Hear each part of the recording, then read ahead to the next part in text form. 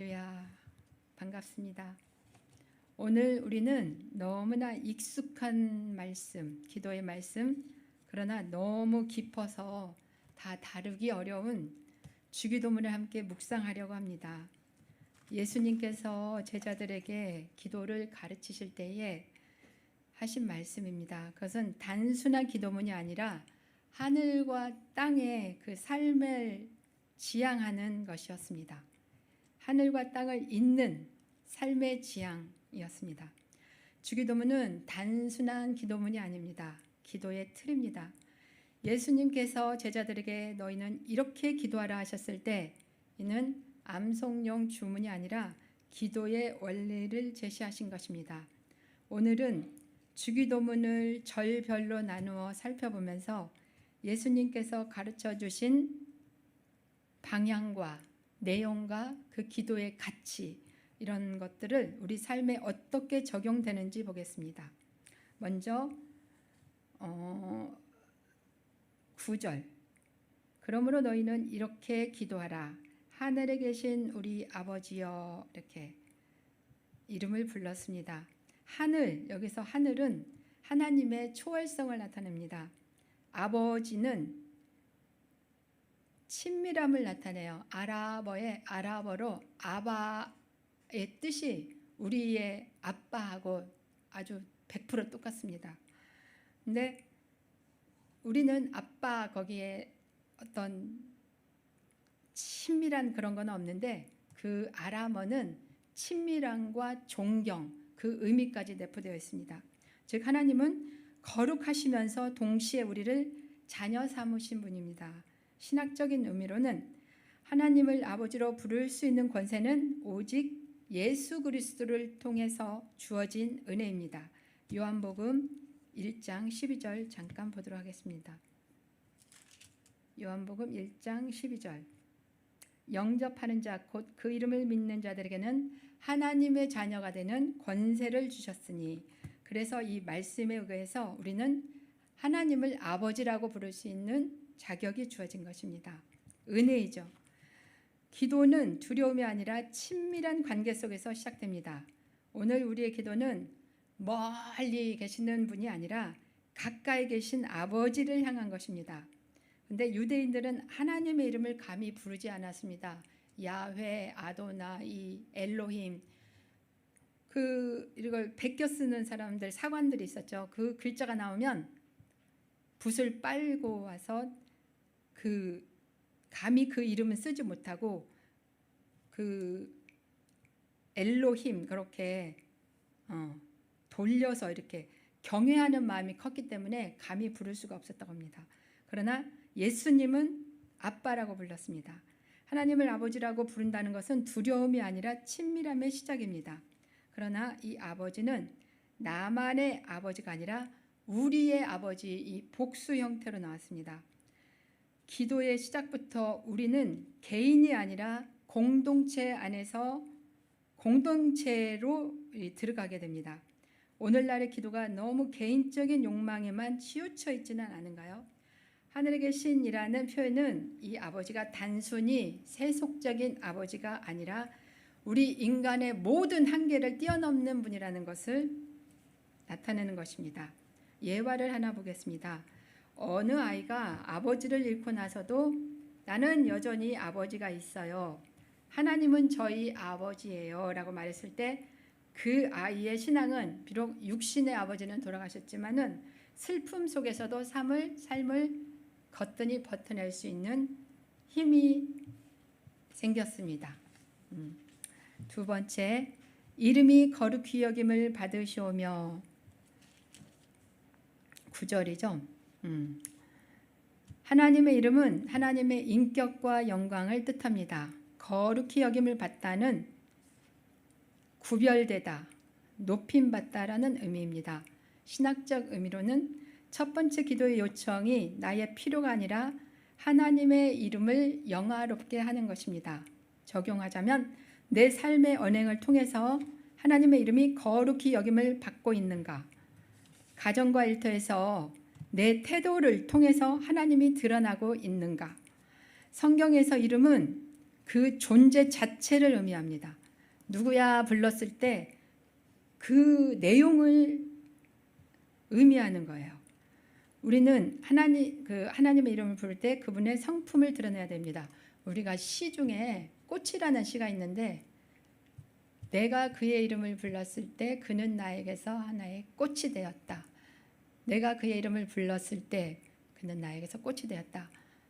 누가 나에게도 내 이름을 불러다오, 그런 시가 있어요. 그 의미를 함축한 건데, 하나님 부를 때 하나님의 의미 속에 많은 것들이 포함되어 있잖아요.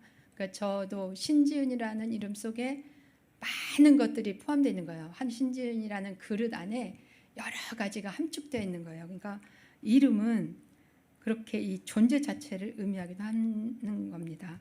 그런데 현실은 어떤가요? 하나님 이름은 부르지만 때로는 그 이름을 우리들은 욕되게 하기도 합니다. 무슨 예수 믿는 사람이 저래? 내가 저거 보기 싫어? 교회 안 가?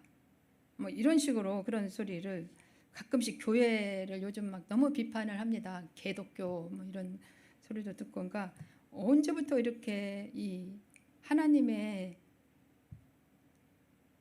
그 가치가 이렇게 떨어졌나 개탄스럽기도 합니다.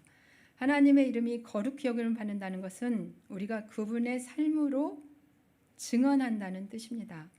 내 이름이 욕되게 되지 않도록 내 이름 속에서 하나님의 향기가 풍기도록 우리는 향기다. 고린도후서 나왔죠. 하나님의 이름은 그분의 성품과 존재 자체를 의미합니다. 성도의 삶은 하나님의 거룩하심이 드러내야 합니다. 세상 속에서 하나님의 이름을 욕되지 않게 살아야 되고, 우리가 드리는 예배와 기도가 그분의 이름을 높이는 글입니다. 그리고 마귀와 대적할 때도 마귀를 대적하기 위해서 우리가 총을 들고 싸우고 그러는 게 아니라 하나님을 경외하고 예수님을 힘입어서 마귀를 대적하게 되는 거예요. 우리가 1대1로 나서는 게 아니라, 우리는 1대1로 죽었다 깨나도 걔네들을 이길 수가 없어요. 그러나 주님을 의지하고 나갈 때 우리는 하나님도 영화롭게 하고 이길 수가 있는 것입니다. 예. 결국 우리의 삶 전체가 하나님을 영화롭게 하는 제사가 되어야 됩니다. 여기서 산제사를 의미하겠죠. 그리고 이름에 대해서 쭉 한번 봤어요. 엘로힘, 이거는 전지전능, 능력, 창조주 하나님입니다.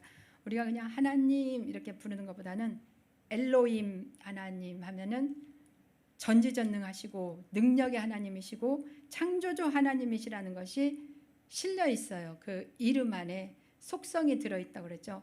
엘샤다이, 이거는 복의 근원이라 위로의 근거가 되시며 안위의 근거 되신다는 고백입니다. 그 속성이 엘샤다이 안에도 들어있죠. 엘올라, 그분만이 우리에게 영원한 생명이 되신다. 엘올라. 엘리온, 이 세상 홀로 칭송받기에 합당한 하나님, 모든 것 위에 뛰어나신 분, 보이는 세상뿐 아니라 보이지 않는 세상, 우리가 사는 세상 저 너머까지 영광 존귀 받기에 합당하신 하나님. 그리고 시편 23편도 어떤 분이 기가 막히게 이렇게 하신 것도 그때 들었어요. 근데 다행히 기억이 나서 시편 23편 같이 펴보시겠습니다.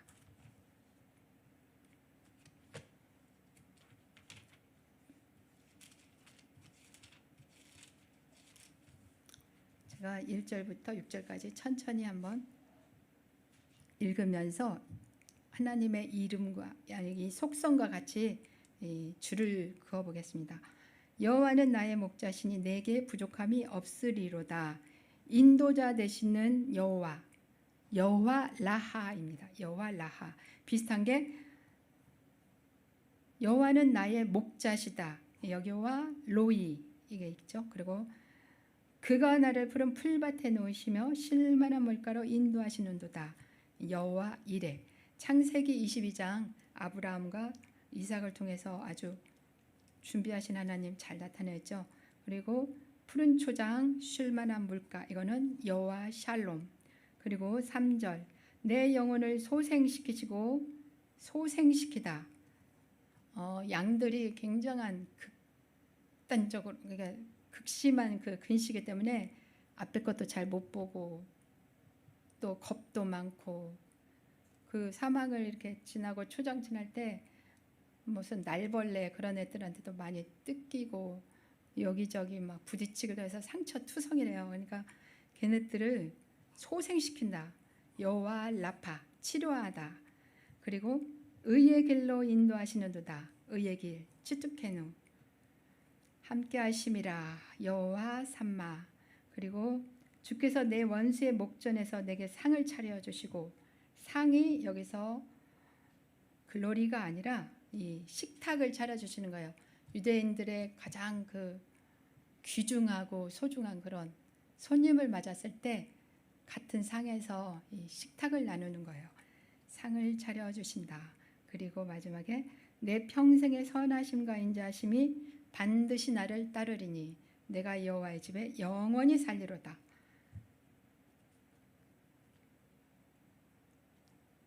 상을 베푸시다. 아까 이게 빠졌는데 원수의 목전에서 상을 베푸시다. 승리하게 하신다. 여호와 니시. 이렇게 한번 살펴봤습니다. 이름을 정리하면서. 그리고 그다음에 나라가 임하오시며 10절, 나라는 하나님의 통치와 주권을 의미합니다. 헬라어로 바실레아. 바실레아는 왕국을 뜻해요. 왕국, 킹덤. 그리고 하나님 나라. 신학적 의미로는 예수님께서 오심으로 하나님 나라는 이미 시작되었으나, 이미 시작은 됐는데 아직 완성은 된 거 아니에요. 완성은 재림 때 완성되는 거예요. 그래서 이미, 하나님 나라는 이미, already, 아직, not yet, 이 사이에 우리가 끼어 있는 거예요. 이렇게 사이. 시작되었으나 완성은 하지 않은 상태, 오셨으나 아직 완성은 안 된 이 상태에 우리가 끼어 있는 거예요. 그래서 이미 하나님 나라는 도래됐으나 아직, 아멘 주 예수여 오시옵소서, 그 상태입니다. 적용을 하자면 우리는 개인의 욕망을 위한 나라가 아니라 하나님 나라를 구해야 합니다. 즉 기도의 방향은 내 나라를 확장하는 게 아니라 주님의 나라를 확장해야 합니다. 예수님 당시 세상은 로마 제국이 지배했습니다. 나라 하면 로마의 군대와 권력을 떠올랐습니다. 그러나 예수님은 다른 나라를 말씀하셨습니다. 정의와 평화와 사랑이 다스리는 나라. 그러니까 나라를 같이 얘기했는데 이 다른 말을 하는 거예요. 이 상황은 동음이어라고 하죠. 동음이어. 나라에 대해서 얘기했는데 여기서는 이 땅의 나라를 얘기하고 예수님은 저 나라를 얘기하는 것입니다. 하나님 나라는 강압이 아니라 초대입니다. 경쟁이 아니라 나눔입니다. 하나님 나라는 17장 20절 한번 띄워주시면 감사하겠습니다. 누가복음 17장 20절.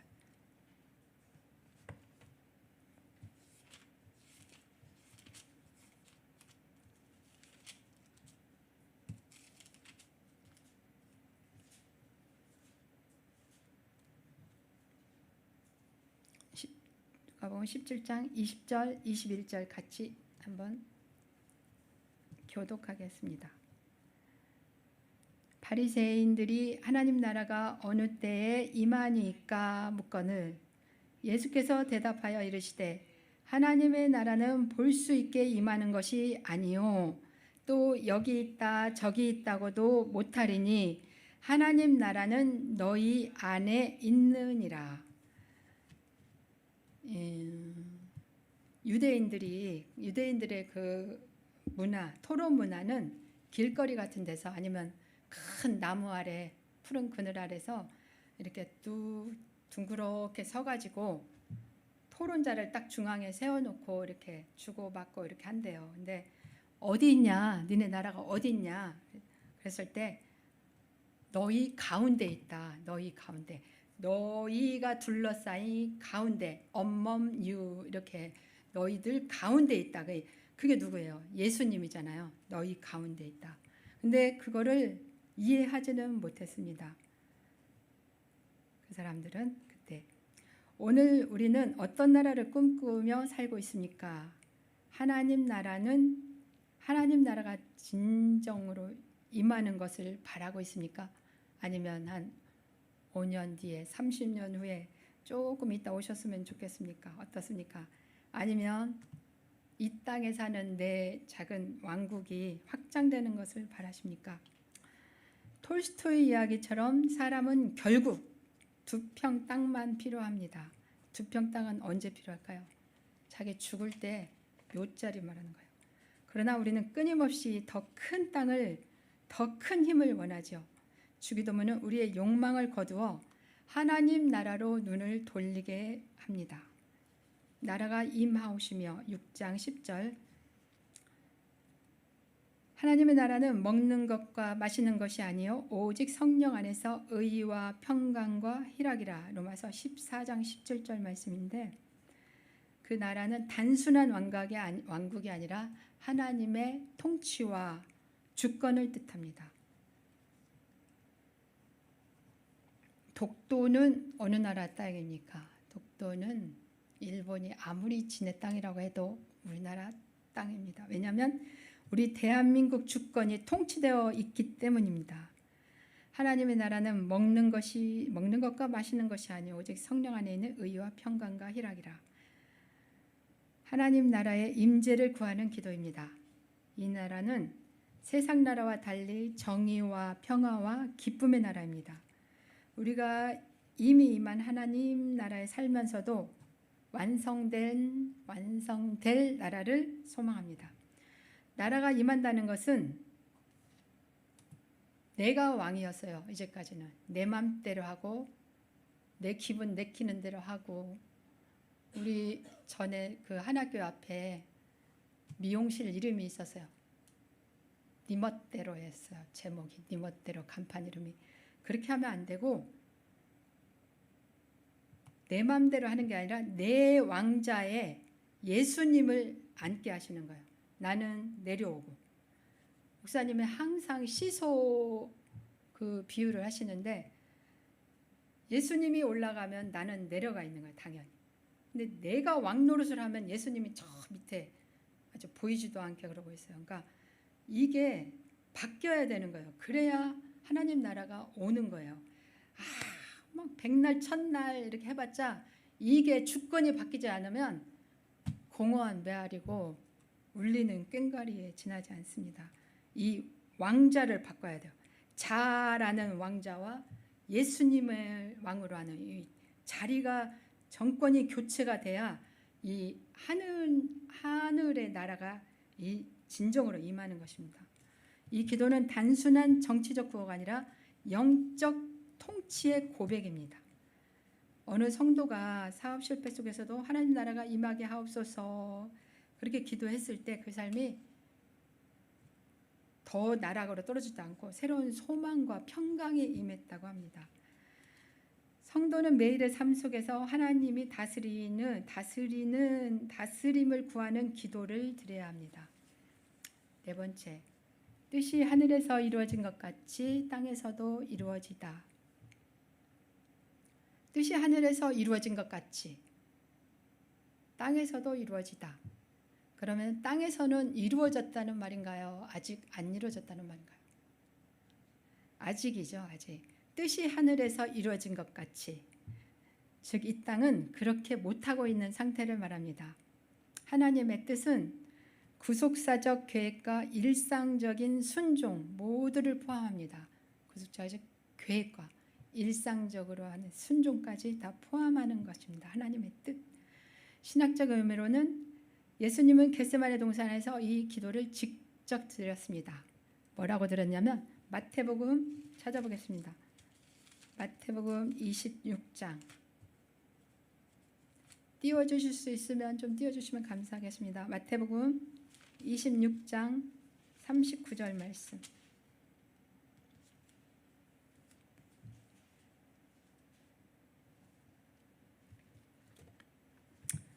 예수님이 겟세마네 동산에서 기도를 직접 들으셨습니다.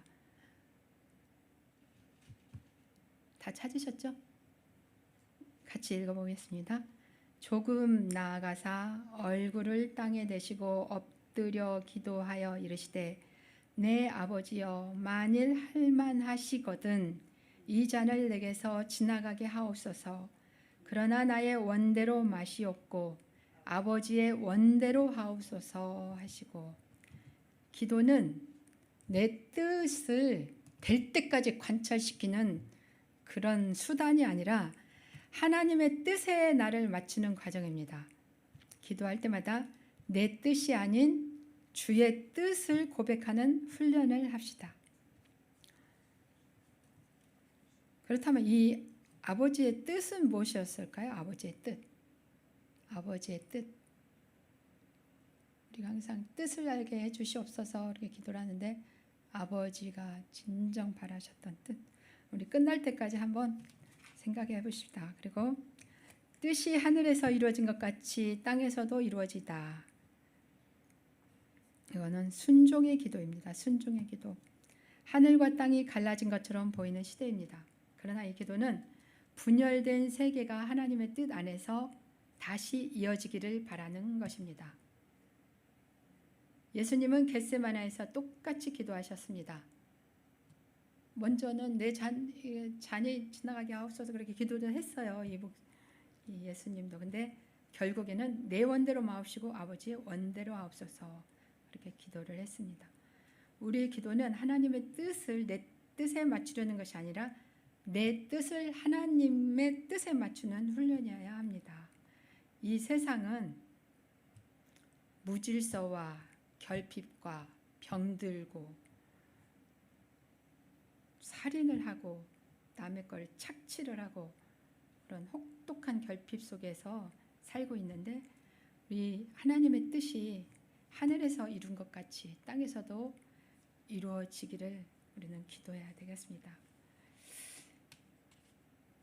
요한복음 4장 34절 한번 보겠습니다. 요한복음 4장 34절.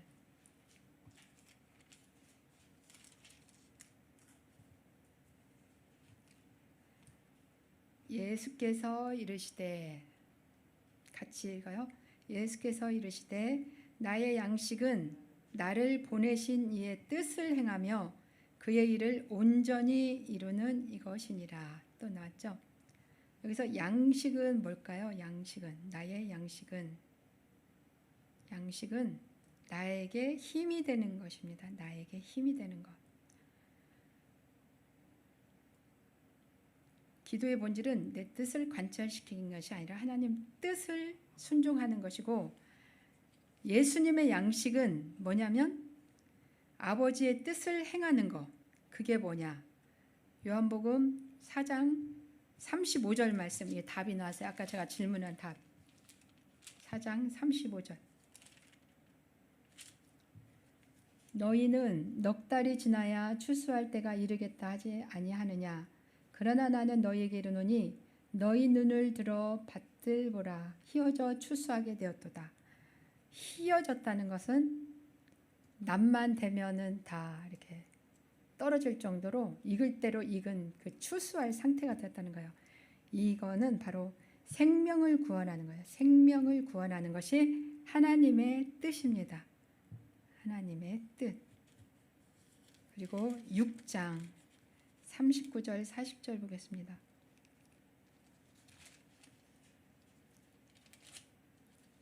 정확하게 나왔죠? 6장 39절 40절 같이 합독하도록 하겠습니다. 나를 보내신 이의 뜻은 내게 주신 자 중에 내가 하나도 잃어버리지 아니하고 마지막 날에 다시 살리는 이것이니라. 내 아버지의 뜻은 아들을 보고 믿는 자마다 영생을 얻는 이것이니 마지막 날에 내가 이를 다시 살리리라 하시니라. 아멘. 이제 하나님의 뜻을 아셨죠? 그리고 마태복음 28장 한번 보고 넘어가겠습니다.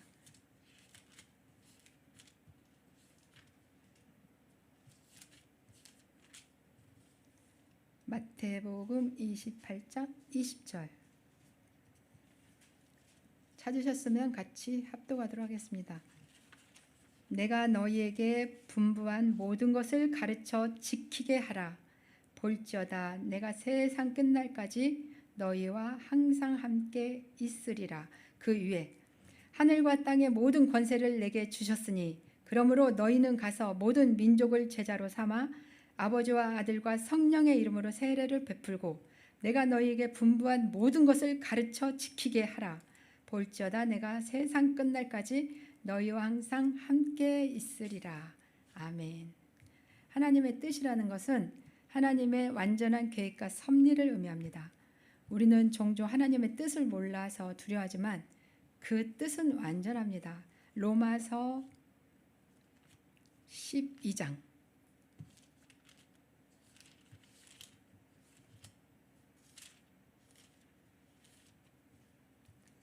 산제에서 나오는 부분 있죠. 로마서 12장 2절 너희는 이 세대를 본받지 말고 오직 마음을 새롭게 함으로 변화를 받아 하나님의 선하시고 기뻐하시고 온전하신 뜻이 무엇인지 분별하도록 하라. 이 뜻입니다.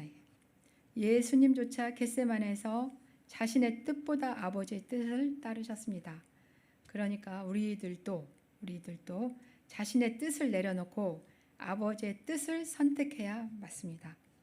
한 성도가 병으로 고통받으면서도 아버지의 뜻이 이루어지기를 원합니다. 자기 너무나 고통스럽고 힘든데 아버지의 뜻이 어디 있습니까? 아버지의 뜻이 이루어지길 원합니다. 이렇게 고백했을 때 가족 모두가 믿음으로 하나가 되고 그 기도했던 그분도 치유가 됐다는 일화를 접했습니다. 우리는 기도할 때마다 내 뜻보다 하나님의 뜻이 이루어지기를 먼저 구해야 합니다. 5번째, 오늘 우리에게 일용할 양식을 주셨고 6장 11절의 말씀입니다. 일용한 그 뜻은 그날에 필요한이라는 의미입니다. 하나님은 풍족한 창고를 약속하신 게 아니라 날마다의 공급을 약속하셨습니다. 만나 아시죠? 신학적 의미는 광야에서의 만나 사건이 이 기도의 배경입니다. 하나님은 매일의 필요를 채우시며 우리가 날마다 의존하게 하십니다. 내일을 염려하기보다 오늘의 필요를 하나님께 구하고 감사해야 합니다. 일용할 양식, 그 큐티하는 그 책 제목이기도 한데 일용할 양식은 내일 걸 하는 게 아니라 오늘입니다. 그 시점이 딱 오늘이에요. 우리는 늘 내일을 염려하며 삽니다. 그러나 하나님은 오늘을 살라고 하십니다. 또한 내 양식이 아니라 오늘 우리에게 일용할 양식을 주셨고, 그렇죠? 오늘 나에게 일용할 양식을 주세요가 아니라 오늘 우리에게 일용할 양식을 주세요. 우리의 양식입니다. 여기서도 공동체의 개념이 들어가죠. 내가 풍족할 때에도 굶주리는 이웃을 생각하지 않는다면 이 기도가 그냥 술술 나오지는 않을 것입니다. 걸리니까. 그리고 이 레헴 이 빵인데 이 빵과 전쟁, 밀하마 이게 이 단어가 한 뿌리랍니다. 그러니까 우리가 왜 살기가 어렵고 힘들냐면은 이 분배의 이 문제가 깨졌기 때문에 그게 깨지면은 배고픈 사람은 계속 배고프고 있을 리가 없잖아요. 홍건적의 낙이나 너무 그 탐관오리들이 너무 힘들게 하면은 아무리 힘없는 농민들이라도 들고 일어섭니다. 배고픈 것을 끝까지 참고 있는 사람 없어요. 근데 이게 분배가 깨지면 지금 이게 얼마나 심각하냐면 상위 8명이 36억이 쓸 수 있는 그거를 거의 독점하고 있는 거예요.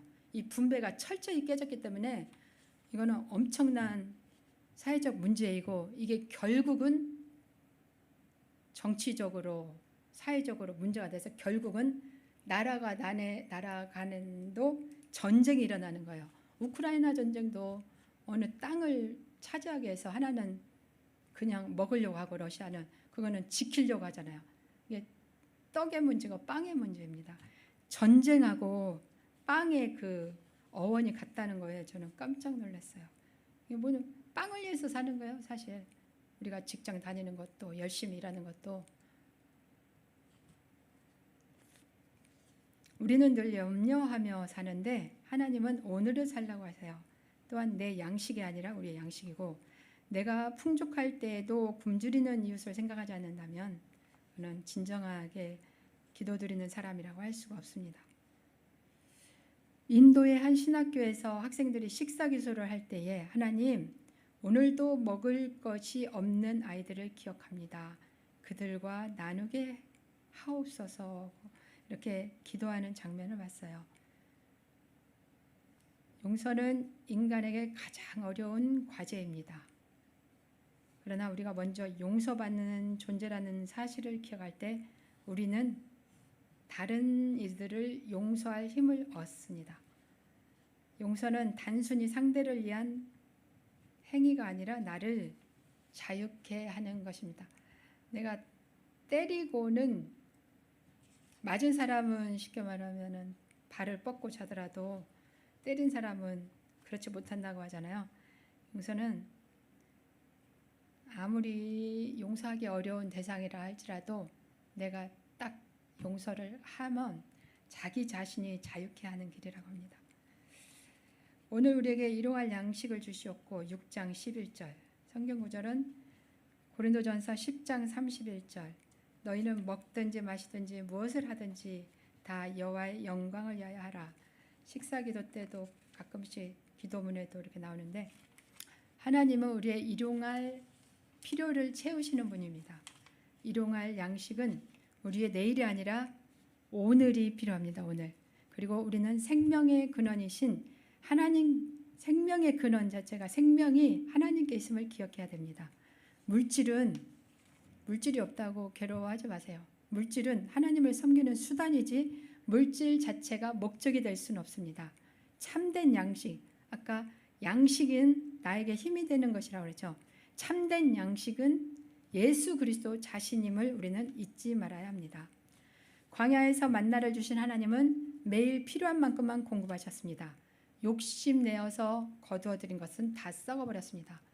마찬가지로 이 땅에서 물질을 차곡차곡 쌓고 있는 그 가진 것이 많은 어떤 청년이 있었잖아요. 다 나누고 이렇게 하거라 했을 때 가진 것이 많음으로 근심하며 갔더라. 이 청년은 그 지혜가 없는 거예요.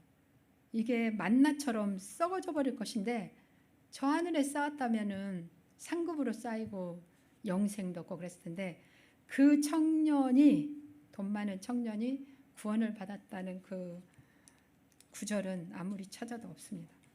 성도는 오늘을 살아가게 하시는 하나님의 공급하심을 감사하며 만족해야 합니다. 우리가 우리에게 죄 지은 자를 사하여 준 것 같이 우리 죄를 사하여 주옵시고 이 뜻은 우리에게 죄 지은 자를 용서해야 하나님의 우리를 용서한다. 이런 의미가 아니라 하나님께로부터 죄를 용서받은 것처럼 우리도 그렇게 살겠습니다라는 고백이 정확하게 해석을 한 것입니다. 다시 우리에게 죄 지은 자를 용서해야 하나님이 우리를 용서한다. 이게 아니라 하나님께로부터 죄를 용서받은 것처럼 우리도 그렇게 살겠습니다. 이게 맞습니다. 서로 인자하게 하며 불쌍히 여기며 서로 용서하기를 하나님이 그리스도 안에서 너희를 용서하심 같이 하라. 에베소서 4장 32절. 우리는 죄인입니다. 그래서 날마다 용서가 필요합니다. 하나님은 예수 그리스도의 십자가로 우리의 죄를 사하셨습니다. 용서받은 자는 마땅히 다른 사람을 용서해야 합니다. 용서를 거부하는 마음은 결국 자기 자신을 얽매이는 것입니다.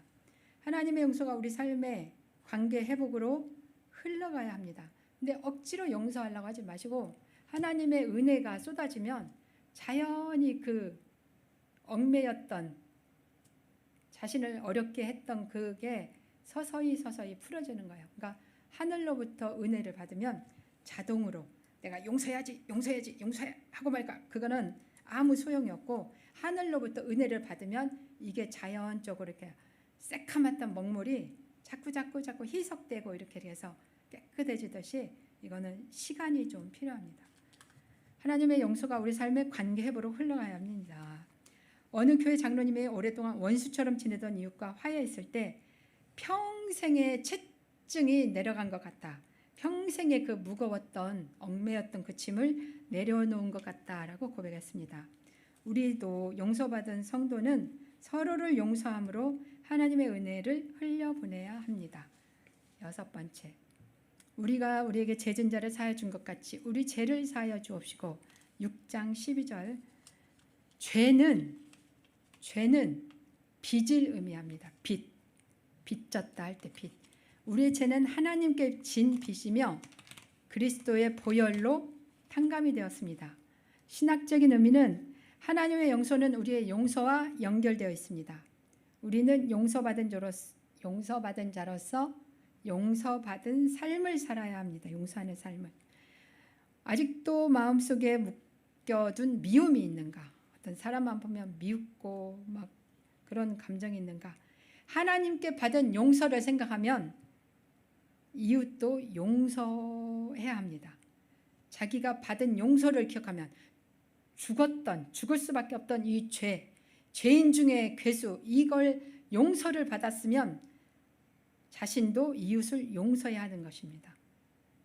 용서는 인간에게 가장 어려운 과제이기도 한데, 그러나 우리가 먼저 용서받은 존재라는 사실을 기억할 때 우리는 다른 이들을 용서할 힘을 얻습니다.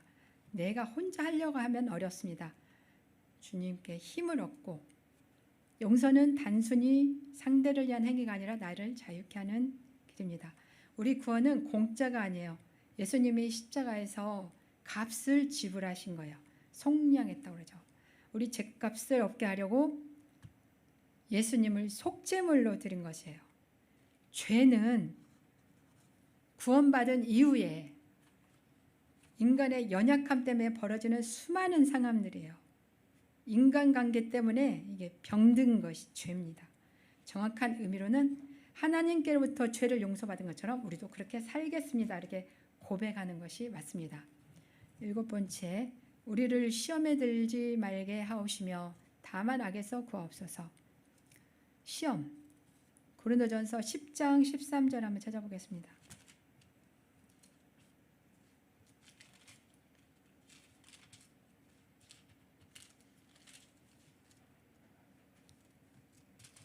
다 같이 읽어보겠습니다. 사람이 감당할 시험 밖에는 너희가 당할 것이 없나니 오직 하나님은 미쁘사 너희가 감당하지 못할 시험 당함을 허락하지 아니하시고 시험 당할 즈음에 또한 피할 길을 내사 너희로 능히 감당하게 하시느니라.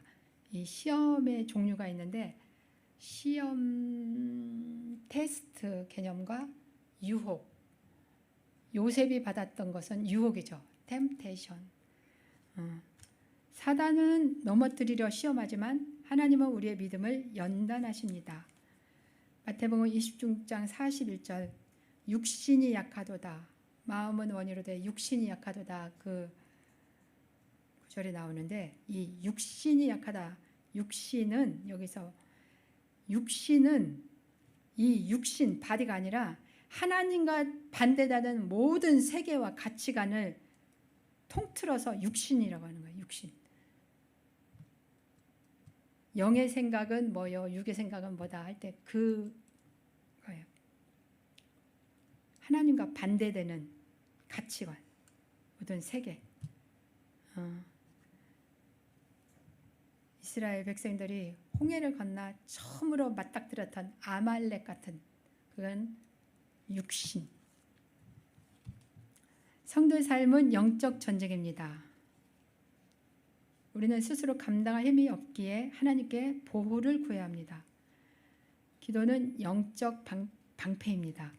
매일의 유혹 앞에서 주여 저를 지켜주옵소서 간구해야 합니다. 시험은 단순한 유혹이 아니라 우리의 존재를 흔들어버리는 위기입니다. 얼마나 이 시험이 위험한가는 우리가 에덴 동산에서도 볼 수 있었죠. 넘어가 버리잖아요. 한순간에. 하나님과 같이 된다고 하니까 넘어가 버렸어요. 우리는 그렇게 강하지 않아요. 그러므로 하나님께 의지할 수밖에 없습니다. 악에서 구한다는 기도는 단지 도덕적인 악뿐만 아니라 구조적인 악, 사회적 악까지 포함합니다. 여기서 악은 중성 사탄을 말하는 거예요. 쉽게 말하면 사탄. 남성 명사로서. 이 기도는 우리를 어둠 속에 내버려 두지 않고 빛 가운데 붙들어 달라는 간구입니다. 삶은 끊임없는 시험의 연속입니다. 시험은 단순히 어려움이 아니라 우리 존재가 무엇인가, 존재가 무엇에 근거하는지 묻는 시간입니다. 우리는 약하게 쉽게 무너질 수 있습니다. 그래서 날마다 간구합니다. 주님, 저를 제 욕망의 노예로 되지 않게 하옵소서. 권력의 유혹, 돈의 유혹, 명예의 유혹에서 지켜주옵소서. 요한 1서에 세 가지가 나오죠. 이생의 자랑, 안목의 정욕, 육신의 정욕. 이것들로부터 항상 지켜달라고 기도를 해야 됩니다. 그리고 우리는 겸손히 구해야 됩니다. 우리를 시험에 들게 하지 마옵시고 다만 악에서 구하옵소서. 베드로전서 5장 8절 깨어 근신하라. 너희 대적 마귀가 우는 사자같이 두루다니며 삼킬 자를 찾나니. 신자의 삶은 늘 시험과 유혹 앞에 놓여 있습니다. 하나님은 시험을 허락하지만 감당할 길도 주십니다. 고린도전서 10장 13절 읽어보셔요. 우리는 스스로 이길 수 없기에 하나님의 도우심을 구해야 합니다. 악은 단순히 나쁜 환경이 아니라 영적 세력과의 싸움입니다. 기도는 악한 자의 손아귀에서 우리를 지키는 영적 무기입니다. 근데 우리가 악을 너무나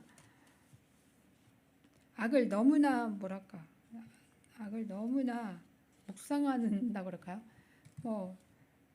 요리를 하다가 손만 잠깐 펴도 그냥 귀신 장난이다. 아이가 콧물만 흘려도 귀신이 또 그렇다. 그러니까 너무나 귀신도 조금 억울할 것 같아요. 자기 잘못을 이란 거는 그냥 이렇게 했으면 좋겠어요. 그냥 너무나 그렇게. 한 청년이 인터넷 중독에서 벗어나기 위해 매일 주기도문으로 기도했을 때 점점 유혹에서 승리할 힘을 얻었습니다. 성도는 매일의 삶에서 하나님의 보호하심을 구하는 겸손한 기도를 날마다 구해야 합니다. 거의 다 왔습니다. 이제. 나라와 권세와 영광이 아버지께 영원히 있사옵나이다. 아멘. 이거는 정확히는 주기도문에 들어가지 않습니다. 근데 성령 부분인데 당시 관습에 따라서 첨가한 것입니다. 이 성경은 가장 오래된 사본에는 없지만 교회 전통 속에서 함께 기도해 왔습니다. 이는 기도의 마지막을 하나님 중심의 고백으로 마무리하게 합니다. 신학적 의미로는 기도는 결국 하나님께서 모든 영광을 받으셔야 한다. 우리의 기도의 마지막은 하나님께 영광입니다. 나라와 권세와 영광이 하나님께 영원히 있사옵나이다. 하나님 중심으로 고백을 마무리해야 되고, 주기도문은 단순히 외우는 기도가 아니라 삶의 방향을 제시하는 지침이다. 기도는 하나님으로 시작해서 하나님으로 끝난다. 우리의 기도가 주기도문처럼 하나님 중심으로 변해야 된다. 나는 기도할 때 무엇으로 시작하는가? 나의 필요를 위한 건가? 하나님의 영광을 위한 건가? 하나님의 뜻을 내 뜻보다 앞세우고 있는가? 내 기도를 통해서 하나님 나라가 확장되고 있는가? 대개 나라와 권세와 영광이 아버지께 영원히 있사옵나이다. 성경 구절 하나 보겠습니다. 로마서 11장 36절. 이는 만물이 주에게서 나오고 주로 말미암고 주께로 돌아감이라. 이 그에게 영광이 세세히 있을지어다. 아멘. 주기도문의 결론은 하나님께 모든 영광을 돌리는 찬양입니다. 모든 권세와 주권은 오직 하나님께 속하는 것입니다. 우리의 기도는 나의 응답으로 끝나는 것이 아니라 하나님의 영광으로 끝나야 합니다. 우리가 삶의 성공이나 실패나 눈물, 기쁨 모두 하나님의 손에 있습니다. 그러므로 우리 기도 마지막은 항상 하나님께 영광이 있습니다라는 고백을 해야 됩니다. 한 선교사는 마지막 숨을 거둘 때 영광을 오직 하나님께라고 고백했습니다. 사람들은 그의 이름보다 하나님을 기억했습니다. 그 자리에 믿지 않는 사람들도 있었겠죠. 기도의 끝은 항상 하나님께 영광 올리는 찬송이어야 합니다. 주기도문은 짧습니다. 그러나 우리의 삶 전체가 주기도문에 들어있습니다. 주기도문은 단순한 암송문이 아니라 하나님 나라의 삶을 선언하는 것입니다. 시작은 하나님을 부르는 친밀한 관계를 고백하고 과정은 하나님의 나라와 뜻이고 마지막은 하나님께 모든 영광을 돌리는 찬송으로 끝납니다. 우리의 기도가 이 말씀처럼 될 때 우리의 삶은 하나님 나라를 드러내는 삶이 될 것입니다. 아멘. 딱 시간을 맞췄네요. 마치는 기도를 하겠습니다. 사랑의 하나님 아버지, 오늘 주님께서 가르쳐 주신 기도, 주기도문을 깊이 묵상하게 하시니 감사합니다. 이제 우리의 기도가 입술의 고백에만 머물지 않고 삶 속에서 하나님의 뜻을 이루는 살아있는 고백이 되게 하여 주시옵소서. 우리의 이름이 아니라 주님의 이름이 거룩히 여김을 받게 하여 주시옵고 우리의 뜻이 아니라 주님의 뜻이 이루어지게 하옵소서. 날마다 이러한 양식을 주시는 은혜를 감사하며 용서받은 자로서 용서하며 살아가게 하옵소서. 시험과 악으로부터 지켜주시고 마지막까지 모든 영광을 오직 하나님께 올려드리게 하옵소서. 존귀하신 예수 그리스도의 이름으로 기도드리옵나이다. 아멘.